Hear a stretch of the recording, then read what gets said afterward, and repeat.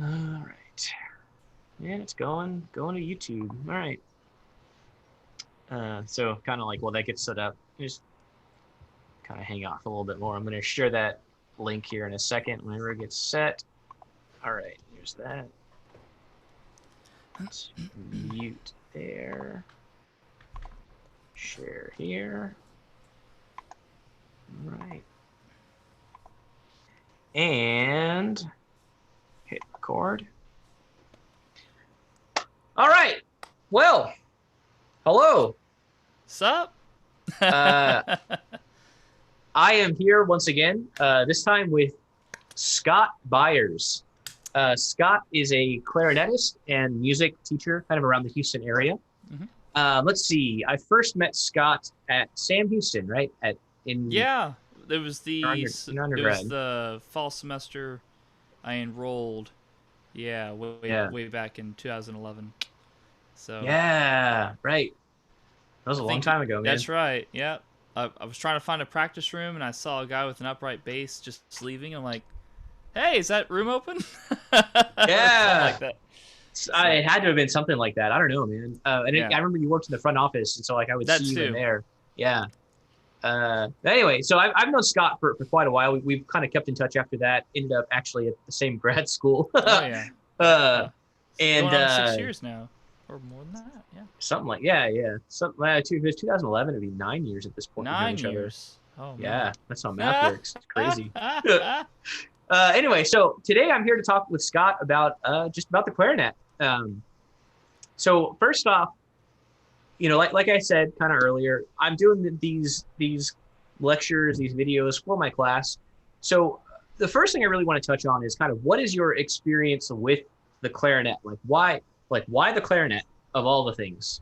Sure, man. Um, it falls back to when I was young, like a wee fifth grader going into sixth grade, and I was never good at anything. I mean, sports was not my thing.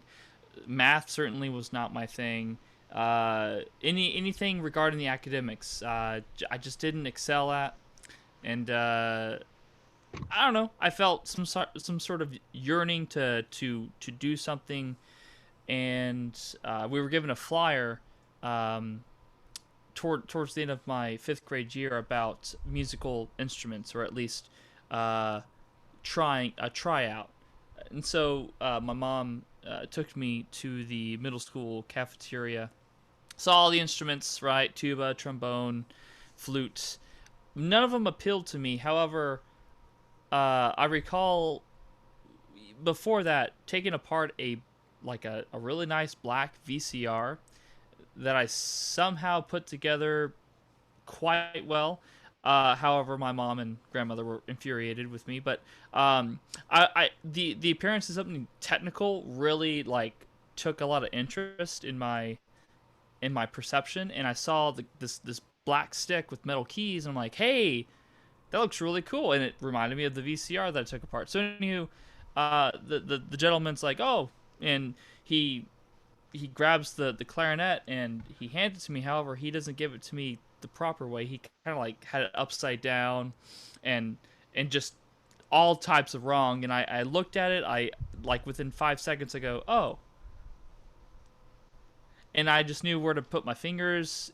It was like literally it was easy for me to assess what I needed to do with it, and it just went from there. Like the attraction was the technical outlook of it, and I don't know. It could have been the color scheme, but yeah, that's why clarinet.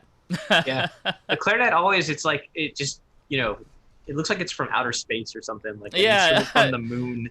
Compared to like metal. trumpet or Yeah, something. metal and wood. The one of the very few instruments that you come across. Oboe and bassoon. I mean, clarinet. Everything's there. So Yeah, right. that's how it was for me, for sure. Right. Well, that's cool, man. So it kind of was just downhill from there, I guess you could say, right? You Yeah, just kind of stuck with it. you know, it was something that I was like, okay, I'm gonna get this. I'm gonna get it. I knew I was a little bit more aware financially that my mother was, she was a single mother of one, and she did everything she could to have enough money come in to food on the table. But I knew this wasn't a cheap venture, so I definitely was going to commit, and it was not hard for me to make a sound. It was not hard for me to move my fingers. Uh, and then by the time the first year ended, I was out playing a lot of people, but there were still like one or two people who I was like, oh man, they're better than me. And then I guess that's what kind of ignited the whole, hey, I I'm gonna see this past. I'm gonna do it. I'm gonna be better than them. I'm gonna be competitive. Right, right.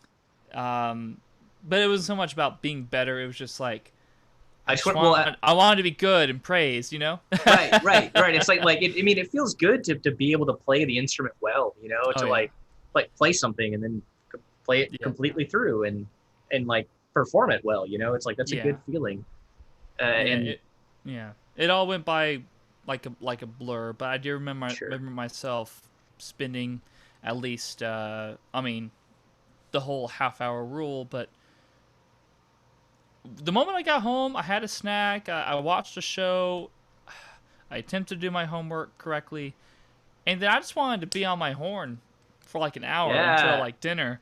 And then after dinner, I kind of wanted to play some more, but oh, I was told, no, no, you go to bed, go wash up for bed. Like, oh, Oh man, come like, oh, on, let I me want to play practice more more. music. That's Yeah. right. Oh man, I That's hated right. to practice. I hated it. Well, so like, I mean, my background was like more like just garage band, like just kind of, it was fun to go and suck with other people, like sucking by myself. It was like, what fun is this? What fun is this? Eh, but we Oh. all have our ways into it though, which is, I find that really interesting. Um, so, okay. So you start playing clarinet when you're like, what, 11, right? And you just kind Yeah, of stick, yeah. I think I was 11. Yeah. yeah. Um, so, so, we both met in college, right? And we are, basically being exposed to like a lot of newer types of music, and maybe not new music, right? But just different stuff that we pretty much never really been exposed. At least for me, I was a garage band kid, like a rock and roll, like coming in and suddenly playing Beethoven symphonies. That's like a huge culture shift. Oh Uh, yeah. and I imagine, I guess for you, because like you were in like band and stuff in school, so a lot of these things were a little bit more like uh, maybe not natural, but just more familiar. Like a lot of this, the styles at least of the symphonic music and stuff probably is a little bit more familiar for you, I guess. Um, is there anything like in particular that sort of stands out like between these different like styles of classical music, like the classical era versus the romantic era versus the modern, for like clarinet specifically, is there anything sort of like style wise that is just unique about each of these eras?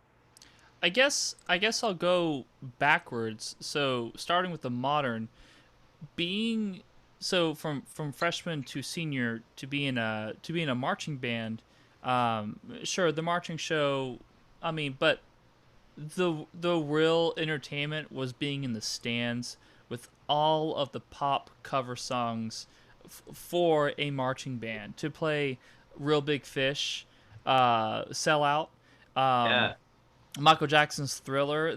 Playing those pop songs, um, uh, you know, the most memorable thing about the modern appeal to music is these were songs that I listened to when I was in my childhood, back up mm-hmm. until when I was a teenager, and even in college, playing those stand tunes that were a lot more rhythmical than, well, your standard literature. That rhythmical as in like everyone got it. You didn't have to be educated in concert music or Yeah, anything right. classical.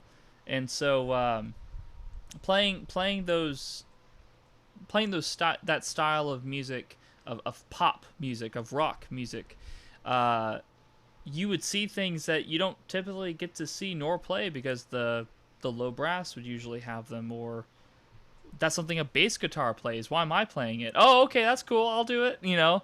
Yeah.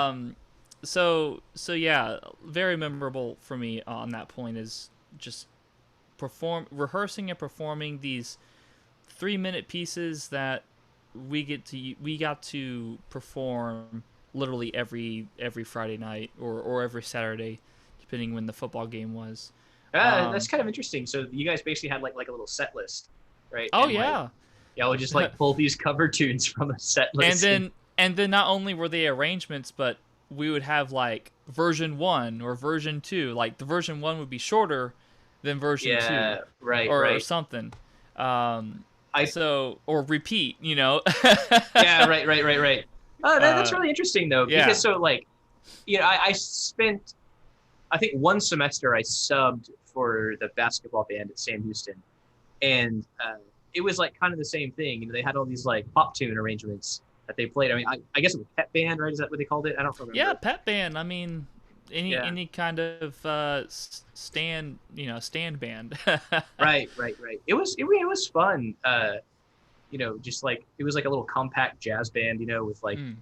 marching band arrangements, and it was like, or marching band with a rhythm section, I guess, which is maybe not But that for uncommon. sure, in marching band, it was either hit or a miss. There was a needed skill from a lot of the players, and if you weren't good at counting, or if you weren't good Oh, at right, putting your notes where they needed to be, then yeah, it would be really hard to convey the song that you're trying to play. right, right. Um, but you know that being able to play that kind of stuff, and then backing up to more of the, well, even in marching band it wasn't, or even in high school it wasn't about playing from transitioning from the heavy stand tune big sound to the concert, the concert season when you're in a well-fined ensemble of instruments. It was Right, right. the music itself was modern. Wind ensemble music, or at least symphonic band music, no orchestra. It was literally just winds and percussion, uh, brass, woodwind, percussion. All that music is contemporary. It's modern, and all I knew and all I've known up to this very point in my life is it's put in front of me. Okay, I know what that means. I know what that means. Okay, play it. Okay, Yeah, play it. right, right, right. And the director goes, I want it shorter. Okay, shorter. Was it short enough? No, great. Okay, well I'm playing it short Shorter. enough. You're not playing it short enough. Anyway, so, Yeah, um, right. so at least in the being in high school, my taste for modern or contemporary was what we'll academically call it. Contemporary music was literally the foundation of everything, because that's all that we had as an ensemble to be exposed to. Now, for solo wise, like solo repertoire, solo stuff for clarinet, the focus. Oh yeah, classical, romantic, and contemporary. Um, Right, right, right, right. yeah, the orchestra didn't pop into my college career until maybe right after the start of my third year in college, when I got to audition for the orchestra. But there was either a hit or a miss because other people in the studio are trying to audition. Right, But I right. digress. Mainly for me, it's in the solo, the you know where it's myself and the pianist, or myself and a pianist and a vocalist, or just myself and two other instruments of something classical or romantic. Sure. um, but yeah, it's the whole exposure level to being able, I guess to say the modern scheme of what music is over the radio, and then what's composed nowadays for ensembles. um, I see more of that than it is for solos.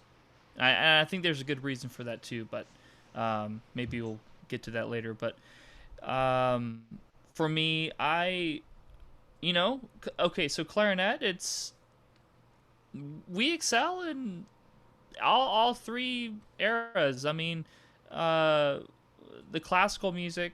Of course, when you think classical, you should think Mozart. You should think Bach, but you should also think Stamitz, or just the general, or Haydn even, like but Haydn never wrote anything clarinet, so I don't observe Haydn. I only look at Mozart, Stamitz. Right, right. Mozart, I feel like used clarinet way more than Oh yeah, like Haydn. yeah. Did Mozart write a clarinet concerto? I don't remember. Well, so Haydn was the father of the string instrument, or the String father of the quartet. string quartet. Yeah. So all he wrote was for strings. Well, no, Mozart. sorry, Mozart though. Like, did Mozart write? Oh, Mozart. Yeah, yeah. He wrote one concerto for Yeah, clarinet, just one, and just that's the all we one. need. Just one, the one. It was too great. He couldn't write another one. That's right. Um, it was his 266th.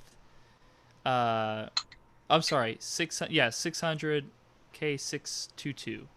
622nd, and which was his last concerto to write ever. Maybe a flute concerto got past that at some point, but he died right when it got premiered.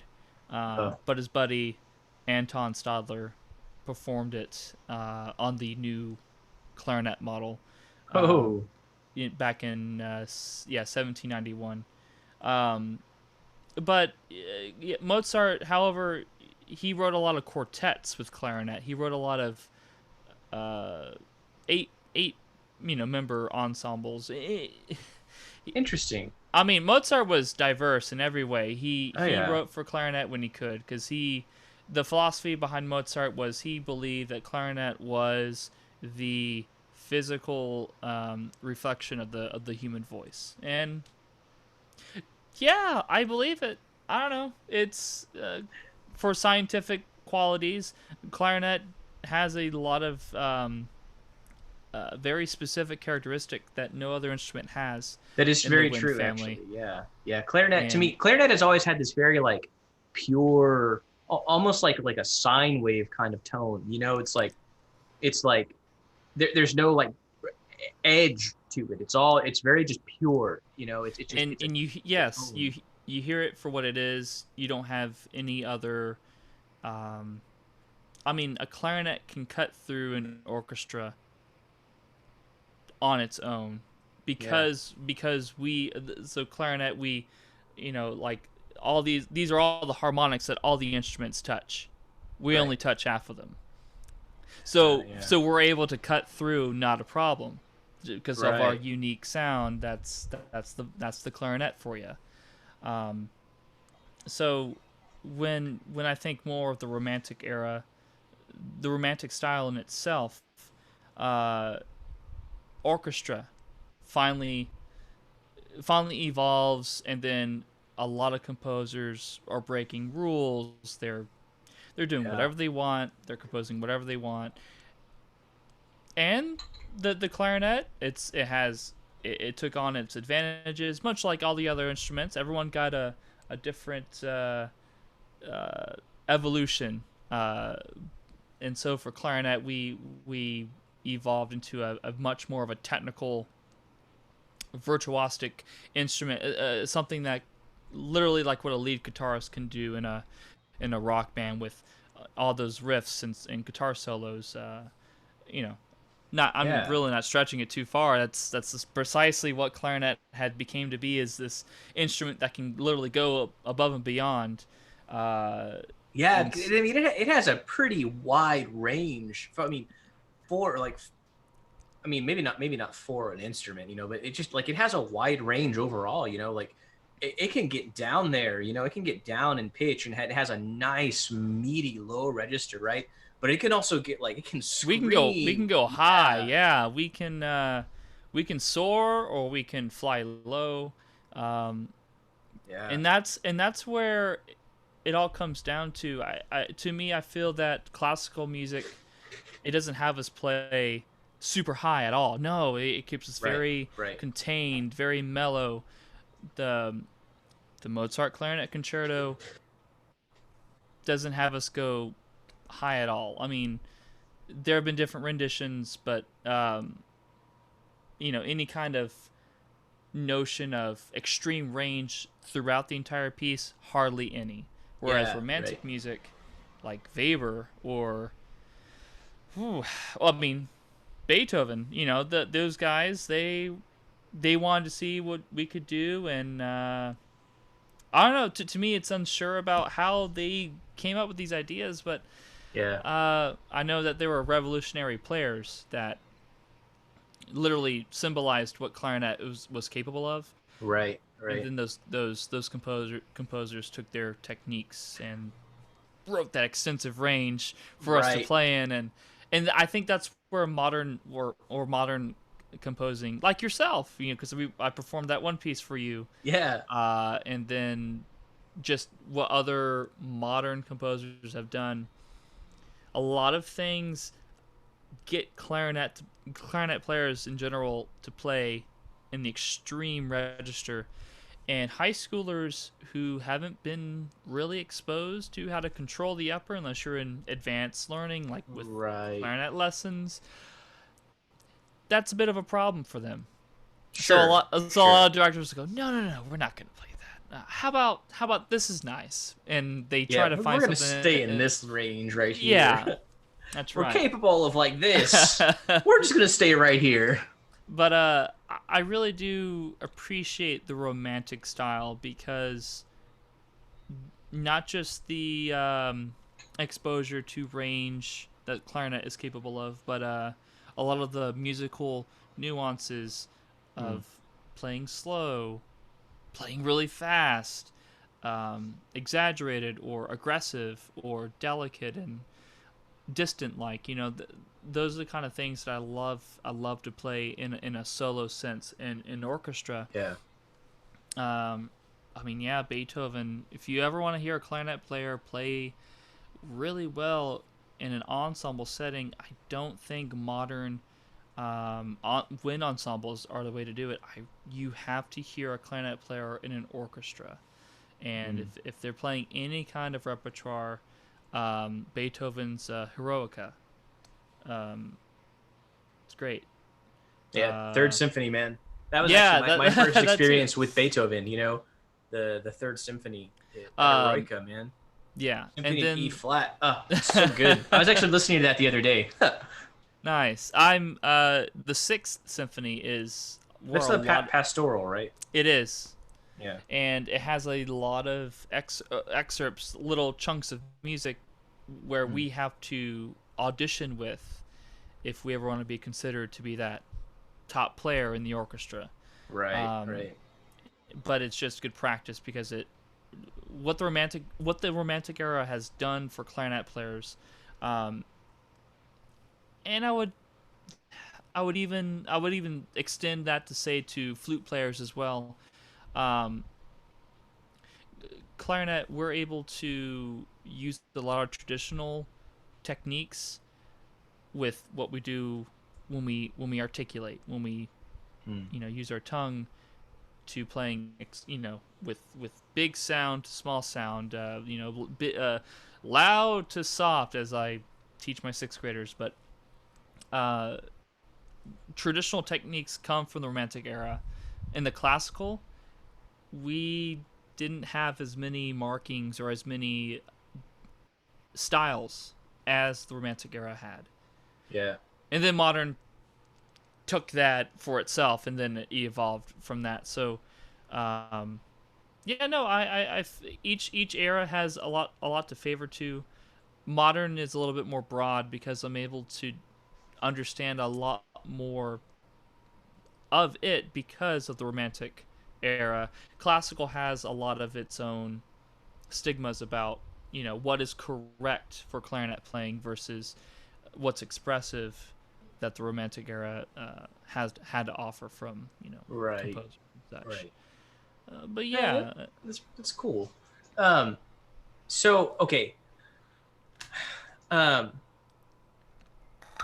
the the clarinet in terms like what does it normally do in these ensemble settings?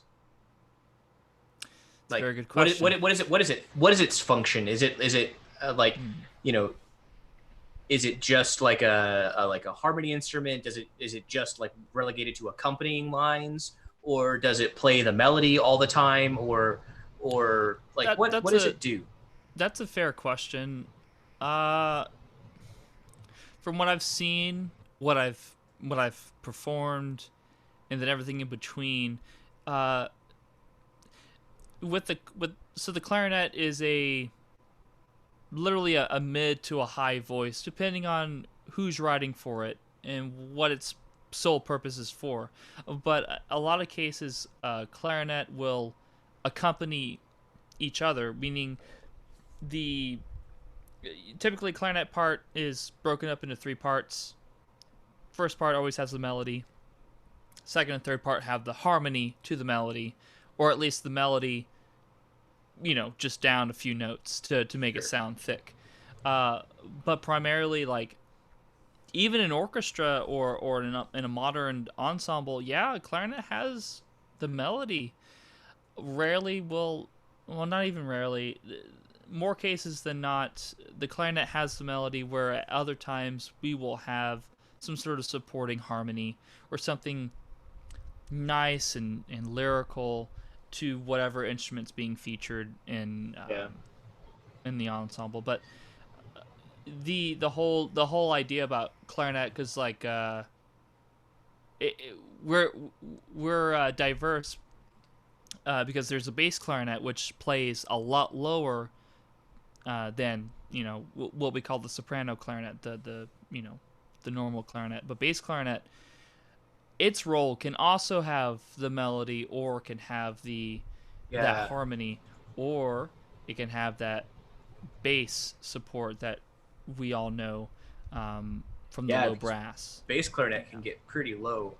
Oh So, yeah. okay, now we've just gone ahead and thrown out two types of clarinets, right? That Oh yeah. regular soprano clarinet and that bass clarinet, right? Hmm. So there are more than one type of clarinet, right? Oh yeah. There's a And whole there's like a, family. a whole family of them, right? Yeah, exactly.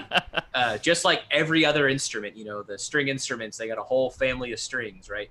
Uh, and different types of woodwind instruments, they all have a family, right? So the clarinet family has like a bass clarinet. You get the clarinet, which is actually what I have known as the B flat clarinet. Yes. You have one in A, you have one in E flat, right? So they have different, what are called different keys of clarinet, but they have different roles in the ensemble as far as I understand.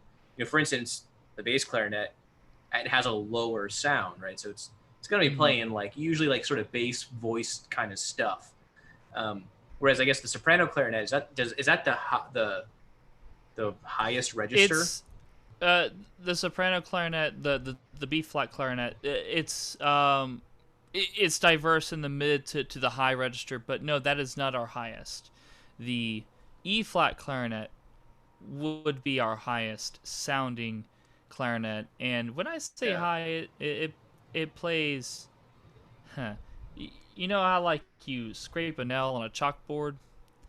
We're talking like that That kind of piercing. frequency, And yeah. if it's in the hands of a good player who's built for not everyone's built for. I was not built for E flat. I sweated every time that I tried. To give you a comparison, um, this water bottle is the clarinet, okay, the B flat, and then here's the E flat, like itty bitty, right? Yeah. But just being able to make it sound good in the super super high. I mean, we're talking like when a tire screeches on a pavement road. That high pitched squealing. Yeah, right. That's what the E flat's capable of. Um, so yeah, the E flat clarinet's featured. If you really want to play something that plays the melody in a higher register and a Yeah, higher right, sounding part. But B flat clarinet in its own right is able to take care of a lot of things. The E flat is only necessary if the composer wants to hear something in the same range as the piccolo, which is the flute, the highest sounding, flute, and the texture to sound different. But every clarinet has its own warmth, and like I said before, all the instruments hit all the harmonics, where clarinet only hits half. So each clarinet only touches half of the harmonics. So yeah, no. Typically, you'll only have one E flat clarinet. One. That's all you need. One and done. Right. That's it. Just the one. That's it. Anymore. You don't anymore. need two. It's too much. If someone too much says, if someone says, "Oh, you should write that for 2 E flats," no, don't you dare. Right. One is enough. It's like piccolo. Seriously, it's like having it's like having 5 piccolos on the marching field. You just need one. You just keep the one. That's it. Just keep the one. Some argue 3, but whatever. Yeah, there's that weird like odd versus even number thing. It's like when you have one player, it's like, okay, they're playing just the one note, right?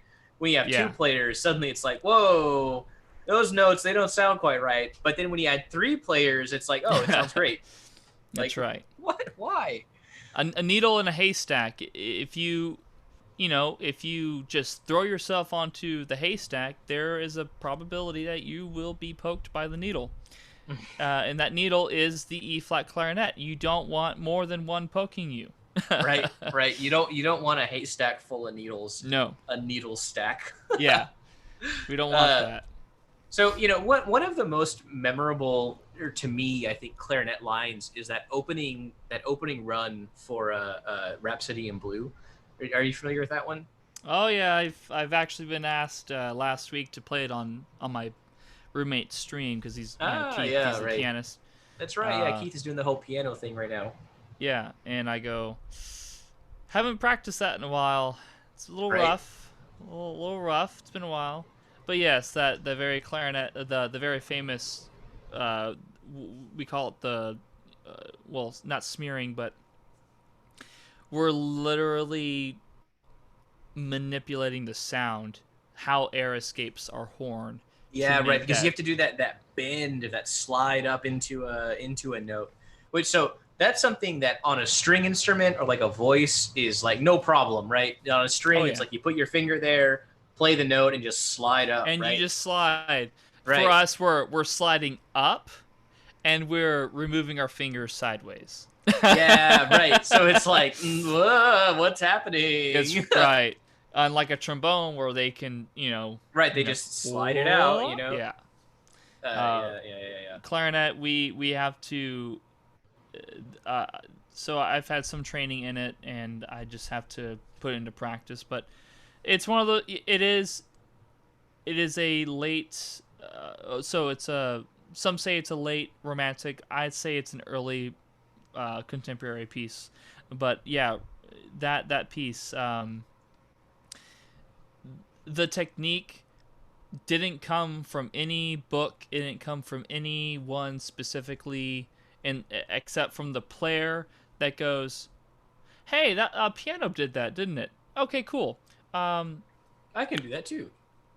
And then that's when the collaboration with Benny Goodman and George Gershwin. Gershwin?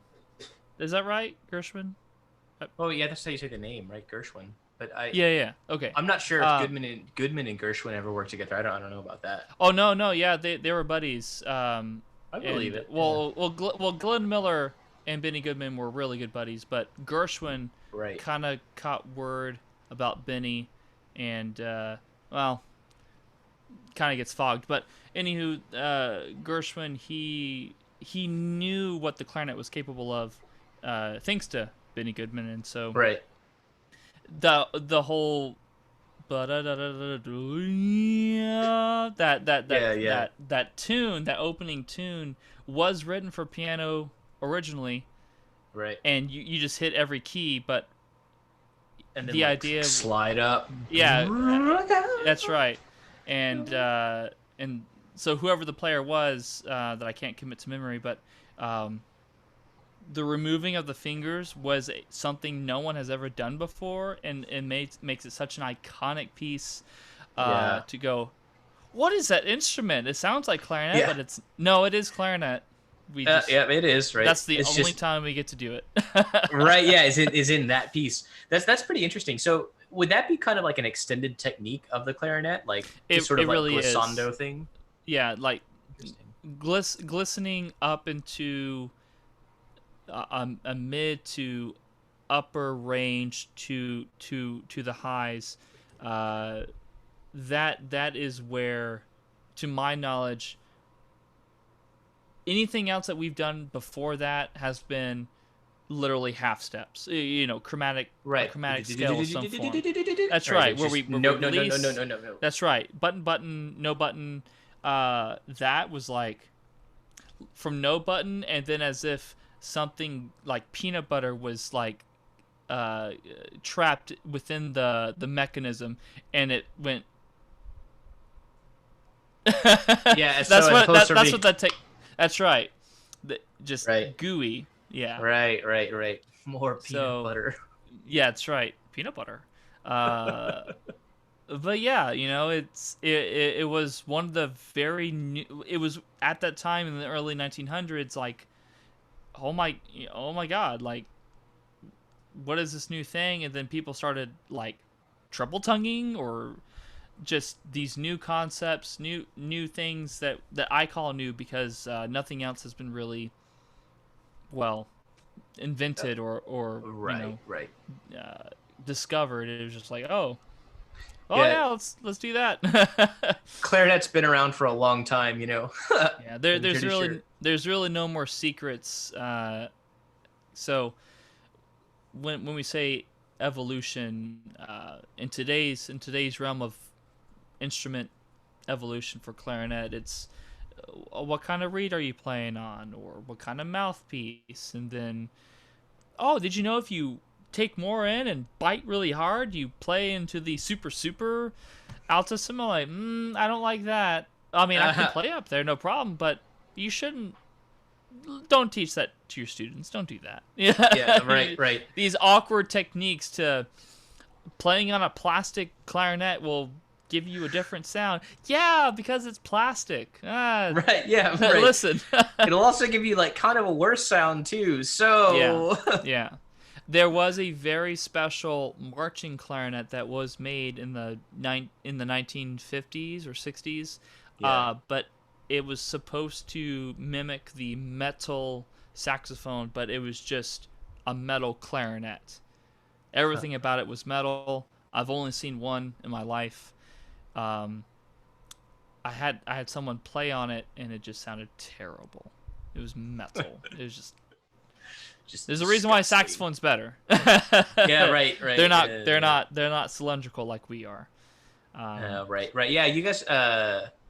Saxophone. Yeah. You guys have a cylinder bore, right? So it's just like a straight shot, whereas Straight saxophone shot. is like a cone, right? It cones out. That's right, coning, and then they have the bent neck. Now, bass clarinet Yeah. has the same, but bass clarinet is still cylindrical, but that gooseneck is made to help, you know, versus, you know, when you play bass Right. clarinet. Right. Right. Right. Yeah, Um, because it's like you have to have like a long enough tube. that's right. Yeah, that's right. So Math. yeah, right, right. You have to have enough math involved before That's it right. makes sense. So what are some of your favorite pieces that kind of came out of these like eras, or like if you had to nail it down to like one or two, you know, what are some of Oh. your favorites? Oh man. Favorite Yeah. things to play, I should say, as a clarinet player. Um, something that's been around my life. It's called the Malcolm Arnold sonatina, or just sonata. But anywho, it's a three movement work, but the first movement does exactly what we talked about. It takes the aggressive lows Yeah. and the upper highs and everything in between, and you are skipping all over the place. And then towards the middle of the piece, it's got this fun, like carnival sound to it. ba da ba da ba ya da ba ba da ba ba. Like it's all Yeah, yeah, happy, but it starts off aggressive and serious. Ba ba ba ba ba digga digga dee. Like it's got the motion of technique and range, yeah, that aggressive modern style. Malcolm Arnold was a British composer, so they didn't have. I mean, they knew what a clarinet was. A clarinet was being used, but I mean, that was on the other side of the world, or just about. And America was doing things differently, and then Germany and on the rest of the Europeans, they were doing a lot of things differently. So Malcolm Arnold just went, all right, and he only wrote. Well, he only wrote one clarinet sonata where he wrote something else for clarinet, which was accompanied by orchestra. But anywho, Malcolm Arnold, Sonatina, um, he captures movement one aggressive with fun, movement two tranquil, like just completely soft and ambient, very luscious, yeah, and then the third movement was like rhythmic, back to like full on rhythmic and aggressive, but the full range you just hear, like in the yeah. extreme range that you could hear it. Um, so that piece has been with me. It is a contemporary piece, but it had a lot of elements to what playing. I mean, I was given that solo when I was a senior year in high school. Hmm. I memorized the first movement, went to state, and performed it, which is the whole solo process. In order to get to the highest level, you memorize, you commit to memory, perform it, and then I performed that on my undergraduate recital. I Hmm. auditioned with that to the junior college that I went to previously, Blim College, Right. and I mean, I love that piece. Like, I got it right now on my bookshelf, and I had a student ask me, "Well, hey, what's the sonatina?" Oh, let me tell you. So I get to sprinkle my knowledge now into that piece. Yeah. But as far as another piece, I would have to say, I mean, the clarinet concerto, it's simplistic, and that's what's the hardest about it because it's so simple. It's the earliest piece of music. Well, let me back up. Clarinet, for clarinet players like me, the clarinet concerto has all sorts of praise because of how it captures what the clarinet is. However, to me, it's the only piece of music, the only solo that we have from the classical era that really does uh, provide that staple. Like, this is what clarinet was. This is the kind of stuff clarinet playing was expected to be in the by the end of the classical era. Sure, sure. And there were other people doing the same thing, but um, that thing has three movements and it's long, and it's diverse because that second movement is a very, just like I described with Malcolm Arnold. The first movement is nice, straightforward. Second movement, slow, luscious, and then the third movement back to some Yeah. sort of playful.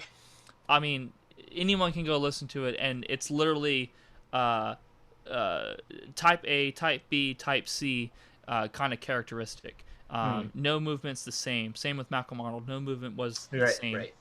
Um, Yeah, but I mean that's very characteristic. I feel like of that. I mean, just that whole genre in general. The one of the things that we talk about in my class is this idea of the concerto. Now it comes in three movements, right? And the first yeah. movement is like always fast.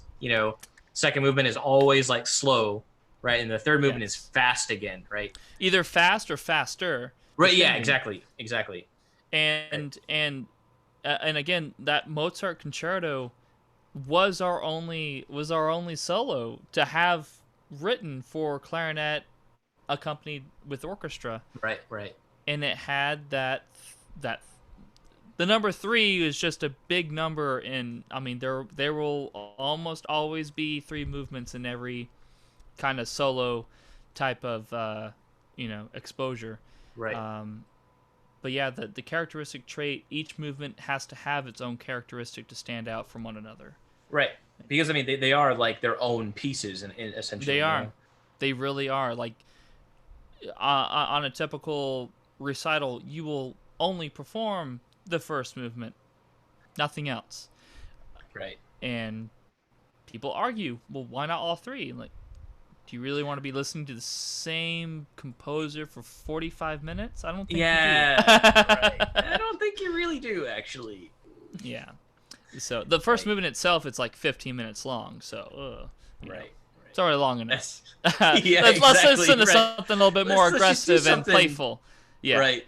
Um, Yeah. At 15 minutes of movement, let's do something a little bit different. You know. yeah. But Mozart, to wrap it up on that, the simplistic, and it taught me a lot about taking things for face value and not diving in deep. And, well, you really just need to be simple about it and just play without any kind of extra nuances, and that's what actually got me into trouble. I found myself getting hard. It was a lot harder for me going from the modern contemporary to the classical, Yeah. because the classical style was simplistic. It wasn't advanced. At least for how to make certain sounds not sound so aggressive. They didn't have that. It was just very loud or soft. There you go. Yeah. Right. That's about it. That's it. There was nothing else. And there are a lot Right. of people that are trying to add all these extra stuff to a classical piece, and it's not needed. Because that's not what it was meant to be. Right. Right. It Yeah. wasn't. Yeah. Stylistically, it's not. Mhm. It's not part It's of that supposed to be style. background music. You're not supposed to be in the face. It could be something that could be played in the background while Right. there's a little party going on. I mean, yeah, if you have a little gathering, you're gonna want to put something to fill up the dead space. Right. How do you decorate your time, man? That was the Frank Zappa thing. I like that. Yeah. But yeah, that's It's kind of like, as you know, doing like these like random pickup jazz gigs and stuff at like restaurants and things. Like you're just your background music, your wallpaper, right? You're just part of the atmosphere. You're not really meant to be paid attention to.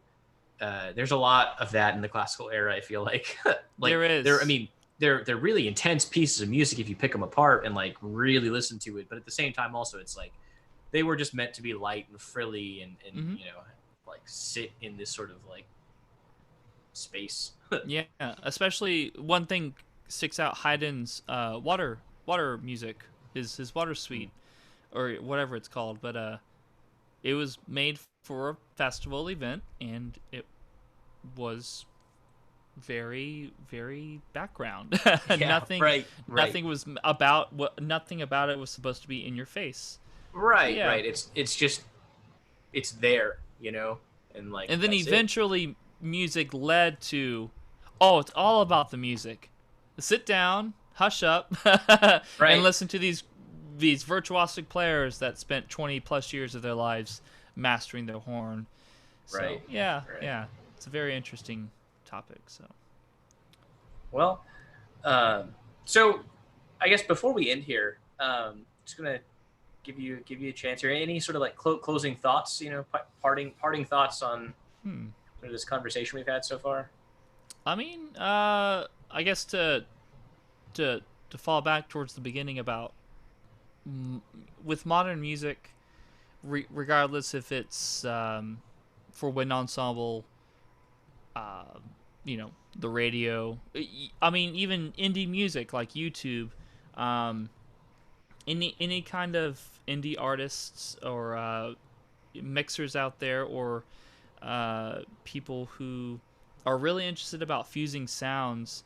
I mean, never limit your knowledge to instrumentations that you only know should be a part of just the orchestra or just a wind ensemble. Like, technology has allowed us to do a lot of different things, and a vocalist is something that I think is still new because we've had these guitars and drum kits, come together, and then eventually, well, obviously a vocalist would be in that mixture, but a keyboard, right?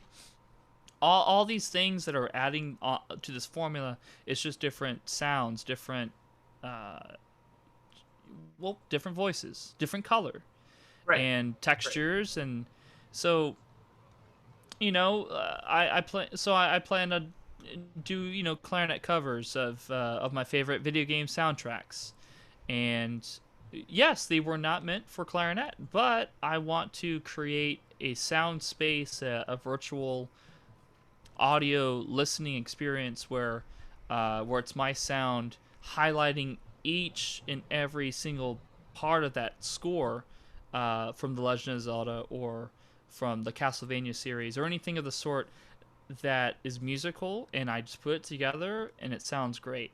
If you are just literally putting together electronic sounds, put in some natural acoustic sounds like an acoustic guitar or a clarinet. I don't know.